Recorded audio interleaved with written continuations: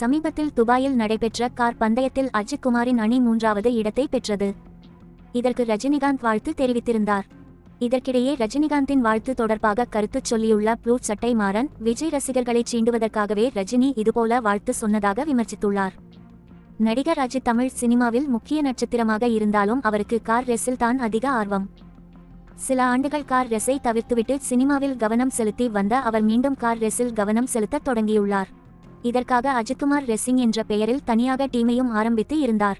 துபாயில் நடைபெற்ற 24 மணி நேர கார் ரேஸில் அவரது அணி பங்கேற்றது. இந்த 24 மணி நேர ரேஸில் அஜித்குமார் ரேசிங் 3வது இடத்தை பிடித்தது. இதற்காக அஜித்திற்கு அரசியல் தலைவர்கள், சினிமா பிரபலங்கள் என பலரும் வாழ்த்து தெரிவித்து வருகிறார்கள். அதேபோல நடிகர் ரஜினிகாந்தும் அஜித்திற்கு வாழ்த்து சொல்லி இருந்தார். பொதுவாக ரஜினிகாந்த் பெரும்பாலும் இதுபோல எதுவும் வாழ்த்து கூற மாட்டார். இதனால் அஜித்திற்கு ரஜினி வாழ்த்து சொன்னது இணையத்தில் ட்ரெண்டாகியுள்ளது. இதற்கிடையே இது தொடர்பாக கருத்து கூறியுள்ள ப்ளூ சட்டை மாறன், விஜயை சீண்டவே ரஜினி வாழ்த்து சொல்லி இருப்பதாக கூறியுள்ளார். இது தொடர்பாக அவர் தனது எக்ஸ் பக்கத்தில் கார் ரேஸில் தல வென்றதற்கு தலைவர் வாழ்த்து ட்வீட் போட்டுள்ளார். அரசியலுக்கு வர பயந்து புறமுதுகிட்டு ஓடியவர். தான் உண்டு, தன் ஷூட்டிங் டப்பிங் உண்டு என இருக்க மனமில்லை. நான் முன்பு சொன்னது போல தமிழக அரசியலை தீர்மானிக்கும் கிங் மேக்கராக, அதாவது தனது குருநாதர் சோ அவர்களைப் போல ஆக வேண்டுமென முயல்கிறார். ஆனால் சோவிற்கு உள்ள அரசியல் அறிவில் ஒரு விழுக்காடு கூட இவர்கில்லை என்பது நமக்கு நன்றாக தெரியும். ஆனால் அது இவருக்கு தெரியாமல் இருப்பதில் ஆச்சரியமே இல்லை. தலைவருக்கு 2 ஆசைகள்தான். 1.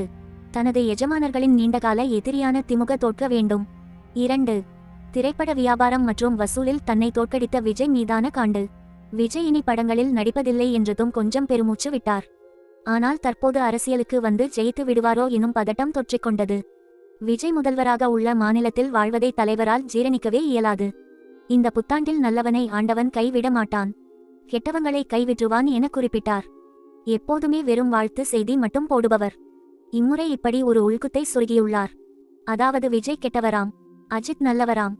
தற்போது அஜித் ரேஸில் வென்றதற்கு திடீர் அதிசயமாக வாழ்த்து தெரிவித்துள்ளார். அதாவது விஜய் மற்றும் அவரது ரசிகர்களை மறைமுகமாக சீண்டுகிறாராம்.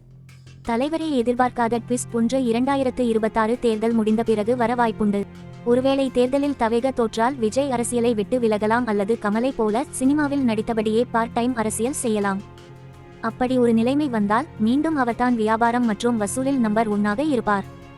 தலைவர் நடிப்பில் சமீபத்தில் வெளியான படத்தின் வசூல் கோட் வசூலில் 30 விழுக்காடு கூட இல்லை. ஆகவே மின்சார கண்ணாவால் தலைவருக்கு காலம் முழுக்க ஷாக் உறுதி. அவர் உங்களை நிம்மதியாக தூங்கவே விடமாட்டார் என்று தெரிவித்துள்ளார்.